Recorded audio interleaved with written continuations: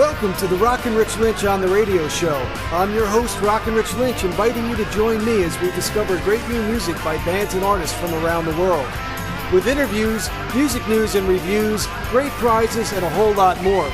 Visit us online today at soundpress.net for great music promotion and publicity.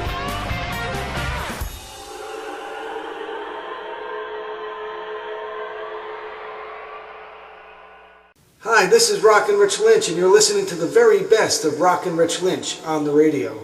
We recently moved our operations from the New York, New Jersey market to Nashville, Tennessee, and we are now looking for a production and broadcast partner in the region to take the radio show to new heights. If you're a band, musician, solo act, or represent a musical project in any genre, please visit soundpress.net and our new site, musiccitynashville.net, to learn how we can help get your message to the world. Now, please enjoy this great interview from our archives. Okay, the man we are about to speak with was instrumental in guiding Bruce Springsteen to the verge of superstardom in the early 1970s, and he was responsible for orchestrating the coup of landing Bruce on the cover of both Time and Newsweek in 1975. He himself is a musician, songwriter, singer, author, playwright, producer, arranger, and all-around Renaissance man. It's a great honor for me to welcome to the program today Mike Appel. Hey, Mike. Hi, how you doing, Rich? Hey, it's an awful lot to live up to. Yeah, well, you got a lot going on, and all people need to do is go over to mikeappel.com, and they can get, a little bit of the same taste that I've been getting these last few days, just going through everything you have over there, Mike. Really a very talented person with a very unique place in the history of rock and roll. Mike, I wanted to say that both of us attended a very unique concert. November 22nd, 2009, Bruce and the E Street Band, they played Greetings from Asbury Park, the full album, for the first time at a live performance in Buffalo, New York, a performance that was dedicated to you, in fact. What can you remember about that night? Well, it's actually before the night that I can remember, even though I remember the night very well. I was sitting in a diner on Staten Island with a friend of mine and my son, and all of a sudden I get a call, and it's Bruce on the line, and he says, "Hey, can you get up to Buffalo?" I said, "What? I'm in a diner here on Staten Island. What do you mean get up to Buffalo tonight?" He says, "Yeah." He says, "Don't worry about a thing." He says, I'll have a car pick you up. Just go back to your house and blah blah blah. I'll do it all. No problem. I want you up in Buffalo because I want to see you and blah blah blah. I said, "Jesus." I said, "Oh, okay, fine. You orchestrate it and I'll be there." So sure enough, I go back to my house and a car pulls up, picks me up, my son, and takes us to Signature Airlines in Newark Airport, where Brian Williams, the NBC anchorman, the E Street Band members, John Landau and his crew are all there. We all board the airplane together and have a nice flight to Buffalo.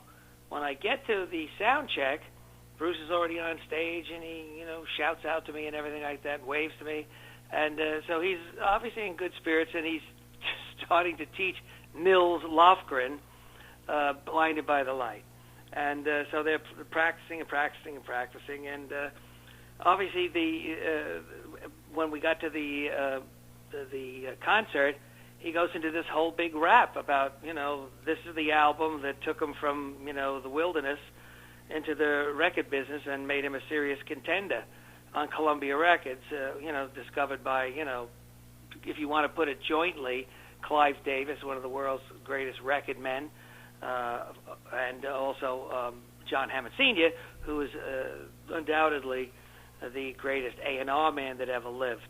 So it was he comes from an illustrious background, Bruce, as far as the people that chose him. He's on a great, classic record label from Bessie Smith to him, right, and beyond.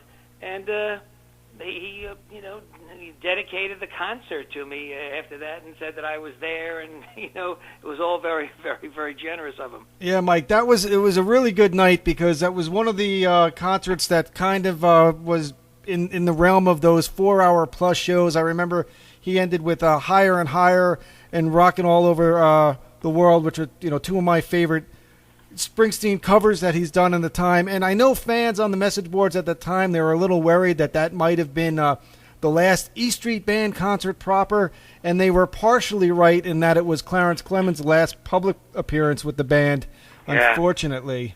Yeah, indeed. That was unfortunate.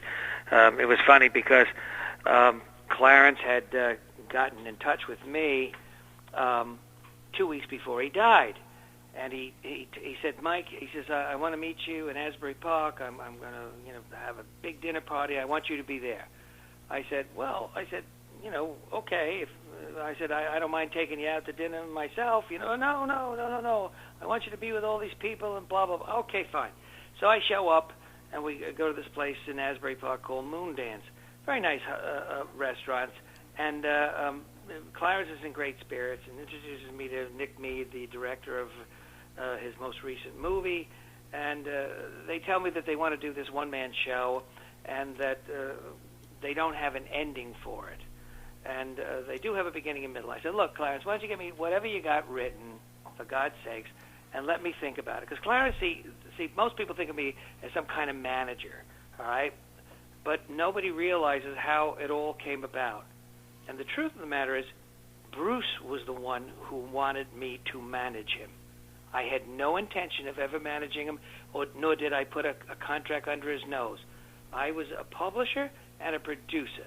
Those are the contracts that I signed with artists. No management contract ever. He was the first one ever. And he was the one that busted my chops about it because he didn't trust anybody else, and he liked being around people like myself who were more artistic, and he figured, geez, if we could just get Mike to be a little bit more business-oriented and a little bit more of a promoter, maybe he could do both, wear both hats. So in the end, I said, okay, I caved, and I became his manager. But that was like 4 months after he had already signed the production and publishing contracts. So it took 4 more months before I ever, decided to manage Bruce Springsteen. Right. So, hey, I'm sorry, Mike, go ahead, please. No, go ahead. What's on your mind? MikeAppel.com is the website, talking to the great Mike Appel. No, continue your story, I'm sorry. That's okay. And so I finally did become the manager, and so, I got involved in that aspect of the business, and I liked it because what it was like when you finish an album like, let's say, as great as Born to Run, you don't want to even turn it over to anybody else. You don't want to give it to some of the great managers. Jerry Weintraub, he's a great manager, but who would want to give that, what we had just done, over to Jerry, who knew nothing really about it, and it's a strain. So you say, I got to carry this ball over the goal line. I'm the one that's got to do this. I can't turn this over to anybody else. This is my job. This is my duty. This is my obligation. I got to fulfill this myself. You were committed at the point.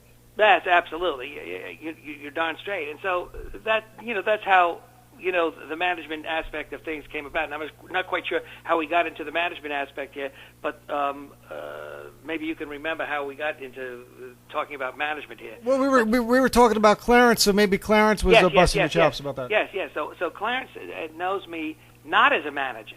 I mean, when I say that, you have to understand, he knows me as being in the studio, being a creative guy, being a guy who has ideas about songs and lyrics and concepts and all stuff like that. So that's why he came to me, even though he did want me to manage him. The fact is, I told him, I said, the politics of that, Clarence, are just crazy. So we're not gonna go there. Let's just talk about what the ending of your one-man show. So he gave me his new book that was out, the Don Rio book, and that he had done, The Big Man. And then he gave me all of his information on this one-man show. So I took it all back to New York with me after visiting him in Florida, and I came up with the idea. I gave it to him. He loved the idea. Then he said to me, and this is what's prophetic, he said, Mike, he says, I'm having a problem with my hands. And I called Bruce, and he says, I have to go to California to meet with a specialist who might be able to help me.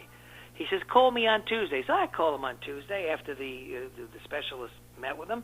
And I said, how's the hand? He says, the hand is great. He says, I feel great. He says, no, I got no problems at all. I can't believe it.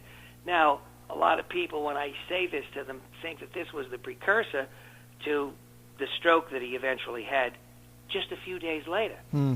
So he said, Mike, call me when I get back to New York. We'll sit down together and we'll knock this, part 3 of my one-man show out, and you'll be the author with me. I said, okay, fine, not a problem. Next thing I know is I hear on the radio, the Clarence Clemens of the E Street Band just had a terrible stroke, and then Bruce Springsteen said, that it was bad. And I called, what was her name? I can't think of her name. She was Clarence's assistant, okay? And I'm getting her confused with another person's name here. I just can't think of her name at the moment. In any case, I call her up, and she's with Clarence in the hospital holding his hand when I get through to her on the cell phone, because she sees it's my number. She picks up because she knows me. And I said, Lanny Richmond. Okay. I said, Lanny, what's the problem? She said, he had a terrible stroke, and the doctor said if he makes it through 7 days, he'll live. If he doesn't, he's dying. I said, Jesus Christmas, God Almighty, we got another 2 days to go here. Oh my God, She says he squeezed my hand, so she says I figured that's a good sign. I said, well, let's take it as a good sign. I'll call you in a couple of days. Let's keep our fingers crossed. So that's the way I signed off, and of course, he didn't make it, and that was obviously a terrible break for everybody.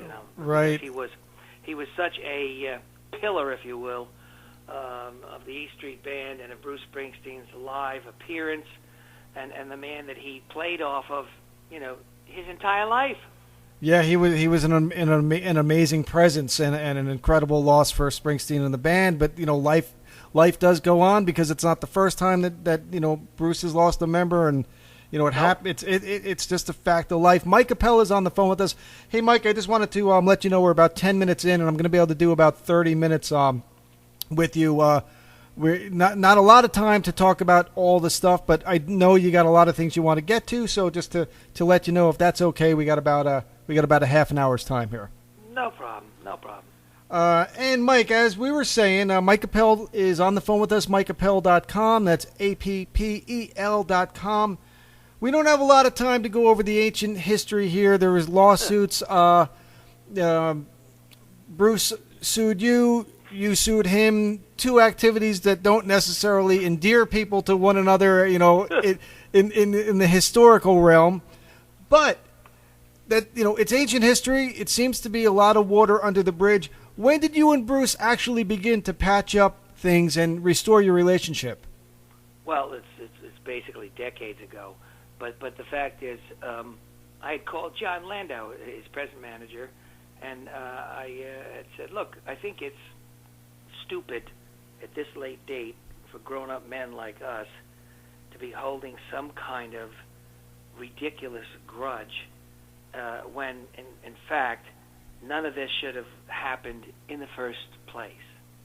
And John was very, very, very cordial and very receptive, and he thought Bruce would be too, and Bruce was. And so he orchestrated a dinner between Bruce and I, and we got together, and it was a wonderful, wonderful night in a wonderful Italian restaurant in Manhattan. And, he sat there signing autographs in the restaurant most of the night.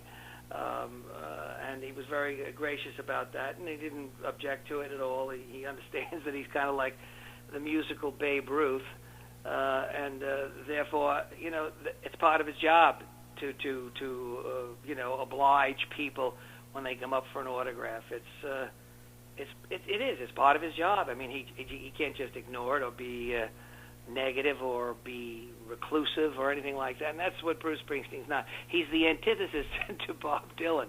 When you see Bob Dylan come on stage, he always has a scowl on his face. He's always like, to use the word again, reclusive, and you feel he's uncomfortable being up there. He's really not a performer to speak of. And then when Bruce comes on stage, he's just the opposite. He throws himself into the audience. He's the most gregarious musical artist ever, And I get a kick out of every time I think of it when I've seen Bruce and then I've seen Dylan later. It's just incredible. Hey. They're two opposite ends of the rainbow. Even though Bruce always says I wanted to write like Bob Dylan and wanted to sing like Roy Orbison. The fact is he's nothing like Bob Dylan. Even his lyrics were far more emotional. And maybe I'll use the word stratospheric. They were really off the wall more than Bob Dylan's were. Right. So the analogy between Bob Dylan's lyrics and Bruce Springsteen's lyrics is really not real. If you analyze the two of them, you'll realize that there's two different personalities here at work. Are they both great? Are they both super? You bet. But they're both different. And if you're not paying attention, yeah, he writes lyrics like, blinded lights like subterranean homesick blues. A lot of lyrics, blah, blah, blah, blah, blah, blah, blah, blah, blah. But that's not true if you go ahead and you analyze everything. And you'll see that there's two different things at work there, and there always will be two different things because they're two different personalities. They're two different great artists. Hey, definitely those first couple of albums and all those unreleased tracks, definitely in that realm that you're talking about. Mike Appel is on the phone with us right now. Again, Mike, the time is rolling by. Now we're about 15 minutes in, so we got about another 15. I know we got a lot we can get to. You used the baseball analogy, Mike, so you would have been the Red Sox and Landau would have been the Yankees. I have another analogy for you. I equate your role as that of Moses, where you actually literally led Springsteen to the promised land, but weren't necessarily allowed to enter into it with him. Well, there's some truth to that, but deep in my heart, I knew that I had certain creative convictions that might have made me somewhat of a stumbling block for Bruce going forward. It seems that once I was out of the picture, John and him were producing the records. A different kind of song structure basically ensued. It was more of a pop kind of structure. They were looking to maybe broaden Bruce's bass, make him more radio friendly, which is all fine. But at the time, that certainly wasn't my vision. I thought after you do an album like Born to Run, you've set a precedent, an artistic precedent, and you have to challenge yourself. Can we go beyond this? Or can we do something different that's just as good? Maybe not as pompous and as over-the-top musically as these epics seem to be, but maybe something else that's just as artistic, but maybe doesn't do those demonstrative, emotionally, far-flung kind of musical epics that were on Born to Run. And that was my feeling. And I feel that maybe had I been allowed to hang around, so to speak, and get into the fourth album, the Darkness album, I would have found a lot of the songs lacking. I would have said, well, why are we doing these? Or when you've done these? But and when it finally comes down to, hey, Mike, this is Bruce's life. This is his artistic life.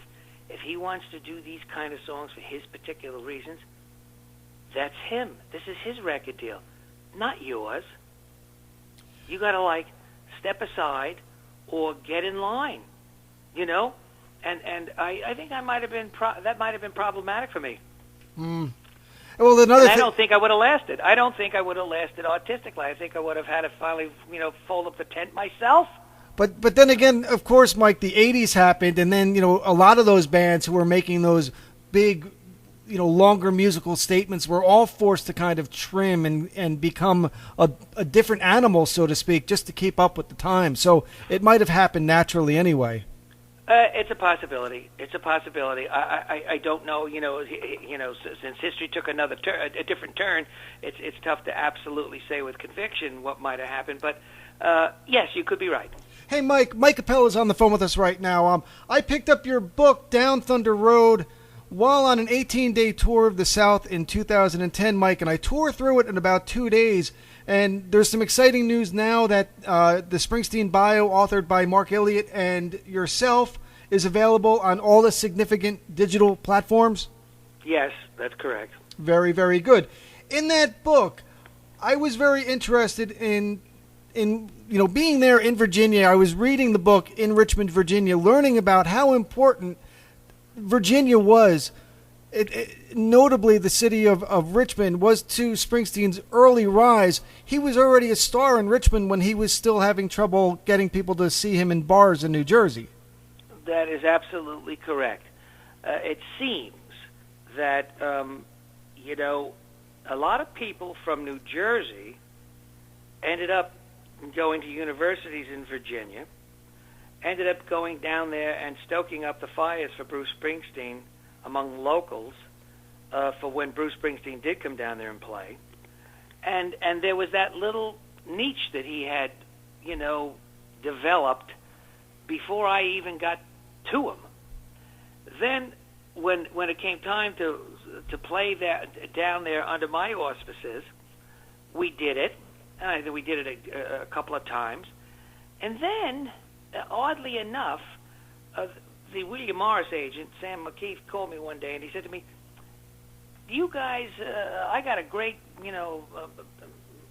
money deal for you guys in Phoenix, Arizona, and then we'll take you into Los Angeles and we'll play the Troubadour and we'll see if what we can do. But there'll be enough money there so we can fly you guys out there, fly you guys home, and blah blah blah." I said, "Gee, that's great." I said, "Let me speak to the promoter in Phoenix."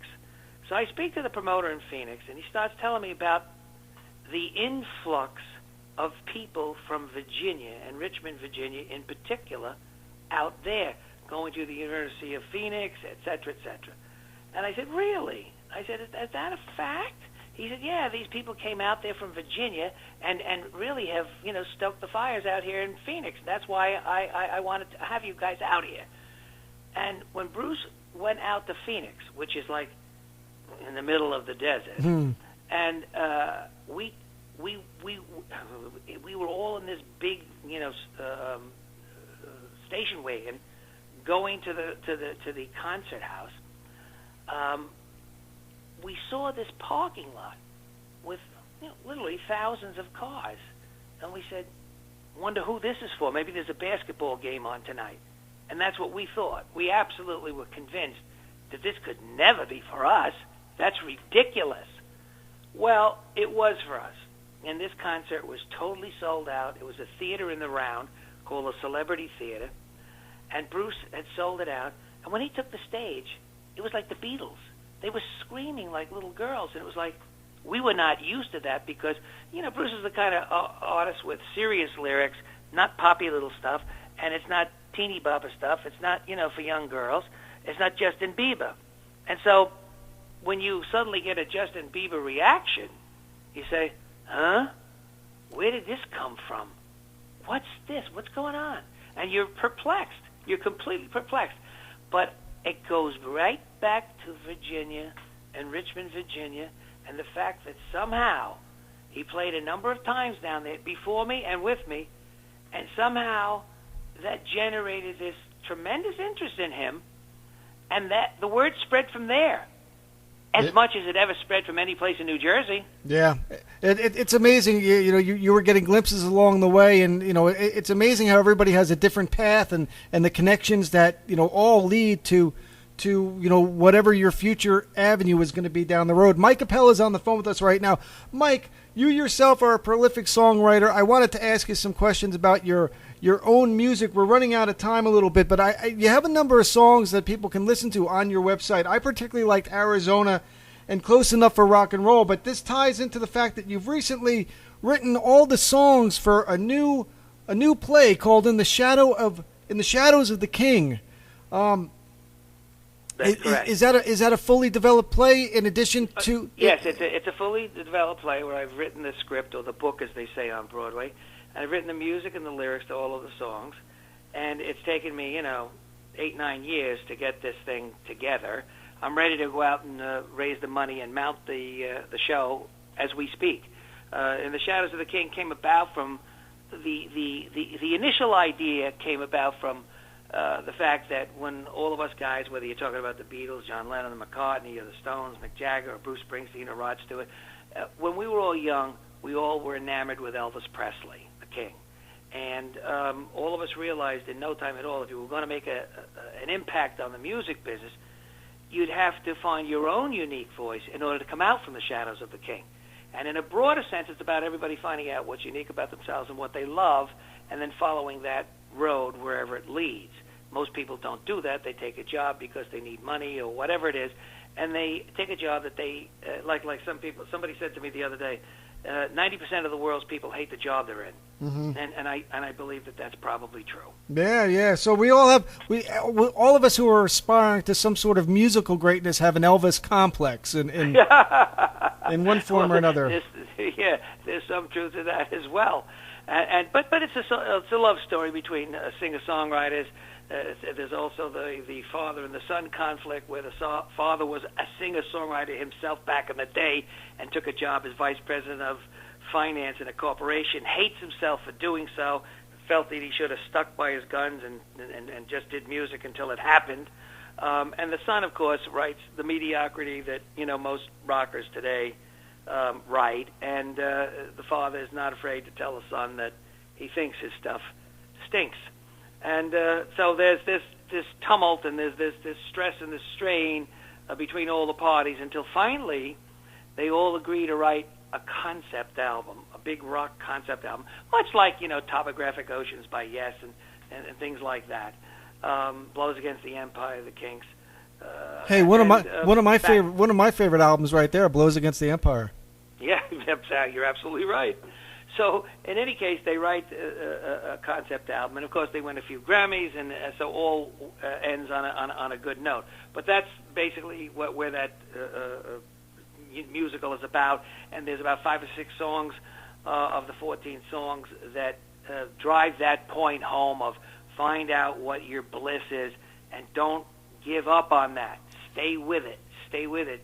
Stay with it. Well, that's really good. That's really good advice. I mean, there's concepts that we believe in here at soundpress.net. My wife and I, we kind of are into the whole idea of positive thinking, and you read over and over and again without a clear thought or direction in your head of where you want to go, you'll never really be able to get there, because you have to have that picture in your head before you can even set out on the journey. What it is with people, especially creative people and especially involved in creative endeavors, you don't know exactly where you're going. When we were doing the single song, Born to Run, we got in so deep into that thing, that monstrosity of a song, we didn't know what the end result was going to be. We did not know that. So, people think that, you're so smart and you're knowledgeable and, oh, my God, you guys are geniuses and everything like that. So they're so ready to roll over and tell you how great you are. The truth of the matter is, we're stumbling forward creatively. We say, oh, geez, that didn't work. That stunk. What a dumb idea. I'll never come up with something like that dumb again. And then until you come up with the next dumb idea. And you just go through it and, oh, no, that works. That works. Yeah. Do that again. That works. And that's how you have to go. It's your musical instinct to find out the things that work somehow, and the things that don't, you trash, and you keep going forward until finally, voila, there it is. Jesus God, I never thought this is what this was going to sound like. Bruce told me one time, he said, man, this song reminds me of the Beach Boys. And I'm sitting there saying, what in God's name is he talking about? The Beach Boys? There's no harmony in this song at all. You know what I mean? The one salient feature about the Beach Boys is their extraordinary harmonies and melodies. And there's none of that in Born to Run. It's everything else but that. So, these are the things, even his vision, he's going through this with that in his mind, and I am not thinking that at all as we're going through this. But in any case, it shows you how wild and crazy creating these kind of things are, and that none of us are smart enough to know how we even did it and how we got through it and how it all worked out. Right, and that's why people have to talk to each other too, because you're one person, I'm one person, and without a meeting of the minds, you never really know where you stand. So that's a kind of a funny anecdote there. Now, as far as the concept of In the Shadows of the King, can this concept apply to females as well?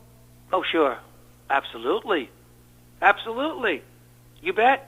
The female songwriter in The Shadows of the King is the brightest and most creative songwriter of them all. She's the one who teaches the son how to find his inner, creative gyroscope and launch that, and where he starts to write, exciting things. Hey, Mike. It's her that gets him off his stuff, and where he finally impresses his father. And that's how it happens. It's all her. It's really the female who's the star of the show to some extent. Mike, can there ever really be another king, and what would that look like? Well, you're in a world that's kind of dumbed down. The internet has its wonders. It also has its problems that it drags along with it. In the old days, we used to have what we call a filtering system that took out the chaff and let in the wheat.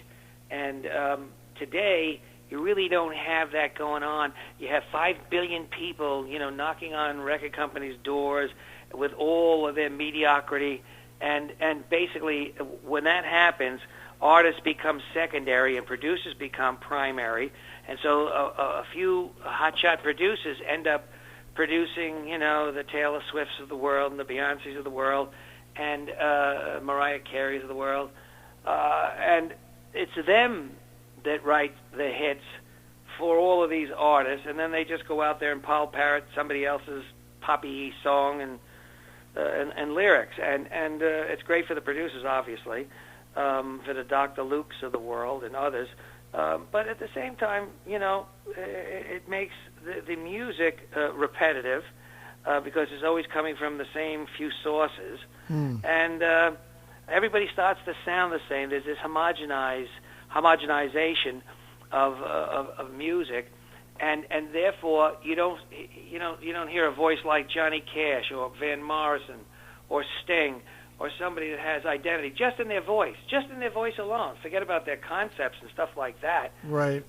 So So there's no uniqueness. There's no uniqueness in country music. It's all the same homogenized stuff. Yeah, it's all country rock music. And I remember back in the the early 2000s, there was like a dozen bands that all sounds like Nickelback. Yeah, well, that's true. That is true, and that's what has happened today. You don't have anything unique. You don't have unique concepts. You don't have unique lyrics. You don't have unique vocalists. You don't have any guitar riffs. Where the hell is the new Jimmy Page? Where's the new Clapton? Where's the new Stevie Ray Vaughan? I mean, it was Eddie Van Halen. So there's nothing like that you can hang your hat on anymore either. It seems that, let's say a band like Green Day, they rather sort of scrub on their guitars rather than, create individual riffs like Jimmy Page would do. I mean, you can sing Jimmy Page's riffs. You can sing a dozen of them because they're so damn identifiable. But none of that today. So there's nothing left for people that have real musical taste. We've all been spoiled by the classic rock era, by the seminal early American rockers. And, after that, once the 80s hit, it started to wind down. And by the time you got to the 90s, there was nothing left. Yeah. So for 25 years at least, there's been nothing. Yep. I agree. The grunge fans and the alternative music aficionados might disagree with you, but I hear what you're saying. Mike Appel is on the phone with us right now. MikeAppel.com. Mike, just two more because I know we're going over a little bit. But I read back in the mid-'90s that you weren't sure if a return to the music business was in the cards for you. But time marches on, Mike, and it looks like you've chosen the path of music mentoring that draws on all of your vast experience. Is that done in the form of a podcast? Yes, it is going to be done in the form of a podcast because that's the simplest way of reaching people.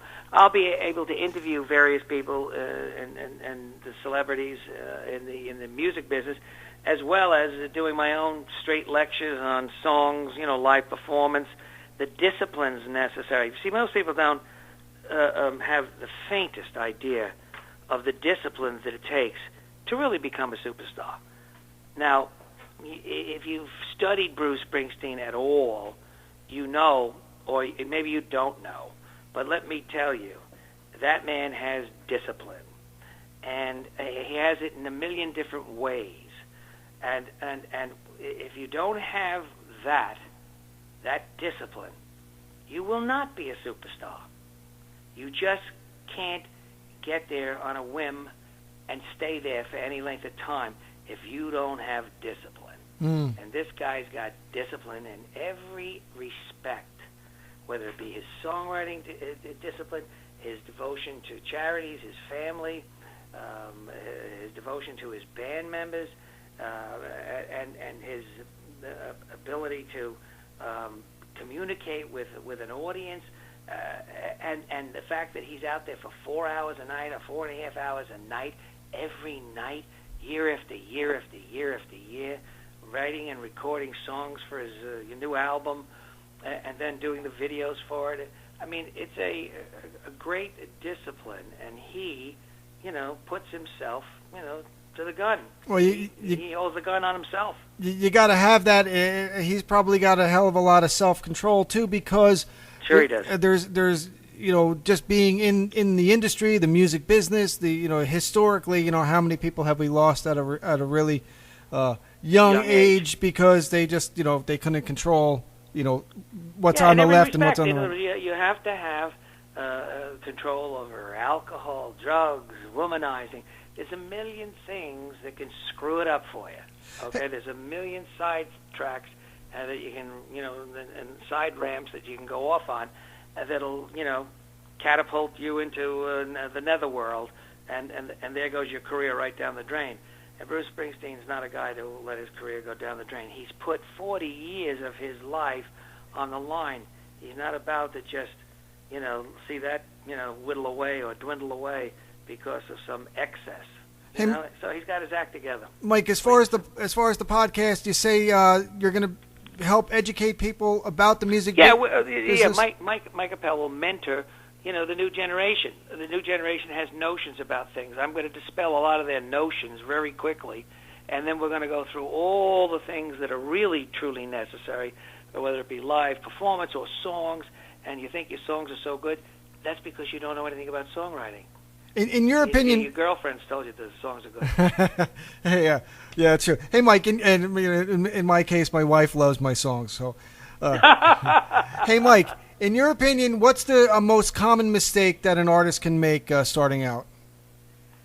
Well, I guess that they may think that live performance is not important, but for longevity, it is important. Because if you look at even Bruce Springsteen's career, he had no hit records for years.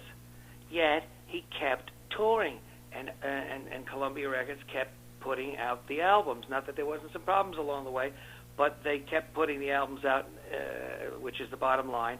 And largely because Bruce Springsteen kept playing live and kept killing live, and the word on the street was that this guy's just fantastic. Yeah. You can't, not love him. You can't not go to the concerts. And eventually he's going to have a record that's going to have what it takes to, carry him to the top, which he finally did. But the fact is, it was that great live performance. Too many people just think that's, I don't need that. Let me get a hit record with a producer and get me on, American Idol or The Voice, and I'm home. Yeah. No.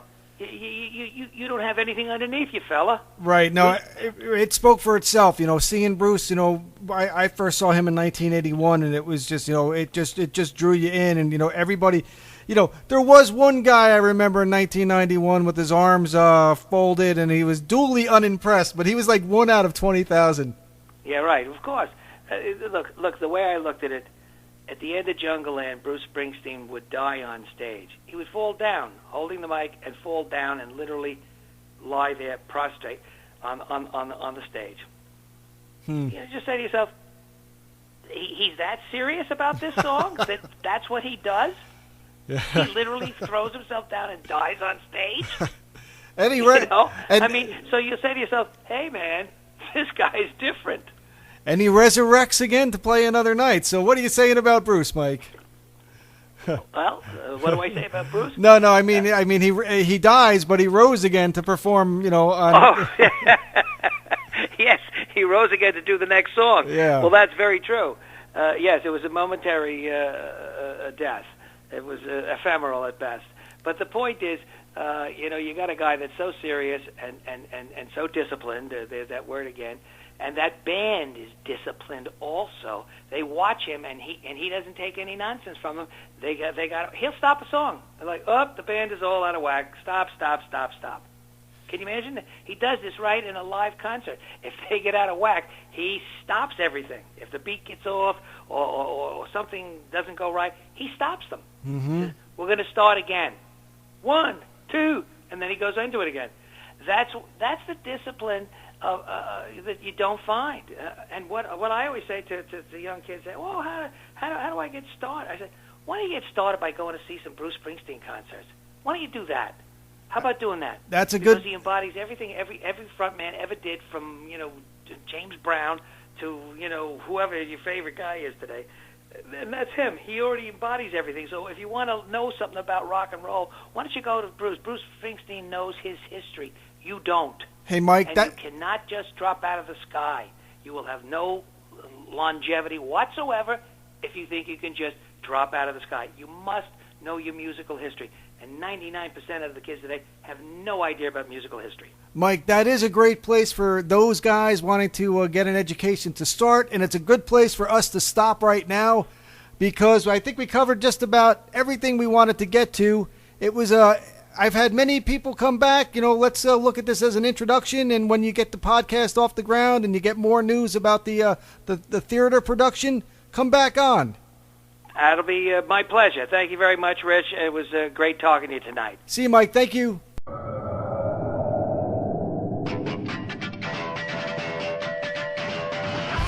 Thanks for listening to the Rockin' Rich Lynch on the Radio Show, part of the SoundPress.net radio network. Remember, if you're a band or artist looking for promotion, or if you'd like to sponsor this show or add this program to your station, please get in touch with us today at SoundPress.net.